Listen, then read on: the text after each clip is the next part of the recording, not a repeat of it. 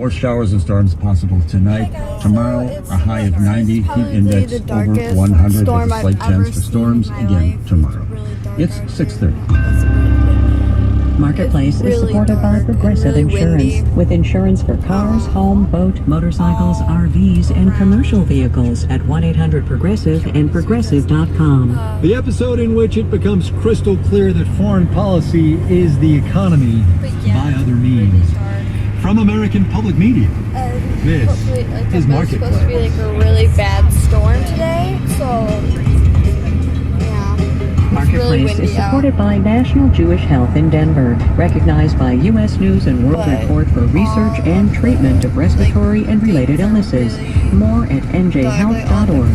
And by the Society for Human Resource Management. HR professionals rely on SHRM's competency-based certifications to help drive business success. More at shrmcertification.org. And with life-saving technology so they can operate in the world's most dangerous environments. Because of Battelle, it can be done. More at battelle.org/troops. Really hard. In Los Angeles, I'm Connor Rizal. It is Thursday, the 21st of July. Glad as always to have you here, everybody. The following sentence appears on the website of the New York Times today. Part of the transcript of an interview with the Republican nominee for president, Donald Trump. Of course, Mr. Trump was being interviewed about his foreign policy positions. And he was asked by David Sanger, the national security correspondent for the Times, whether members of NATO, the 67-year-old North Atlantic Treaty Organization, he was asked whether those members could count on the United States to meet its treaty obligations for mutual defense. Mr. Trump said, but we have our lights on, and it's still hard to see. If they fulfill their obligations to us, the answer is yes. End of quote. The reference there in the course of that interview having been monetary. There is a surprising amount of economics in this interview to unpack, so we've gotten David Sanger on the phone to do that with us. David, it's good to have you back on the program. Great to be with you, guys. This interview seems to imply that Mr. Trump, much like he views his business enterprises, So it's like a dome over us. It's like a dome, but it's not. It's a series of transactions for him, and you know that's to be expected if you spent your entire life as a developer, where most things are a deal, and most deals depend on the money that's transferred.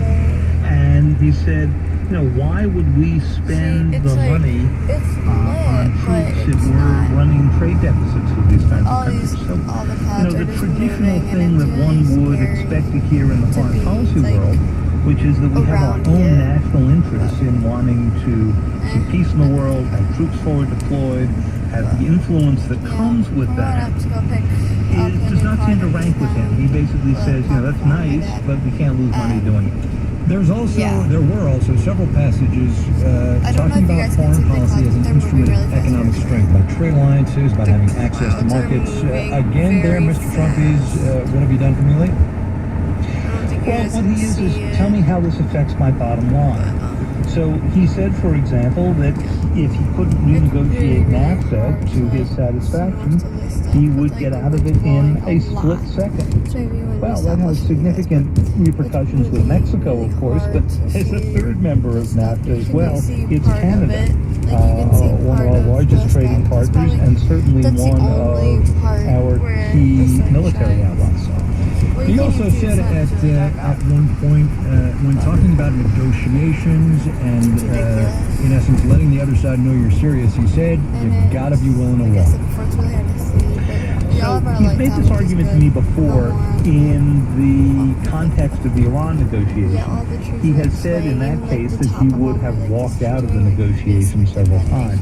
When we did an interview back in March on this, I asked him what he would walk out over, and he had a little bit of a hard time with that. Ultimately, he came down to the question that he would have wanted the deal to last longer, which is certainly a mainstream critique.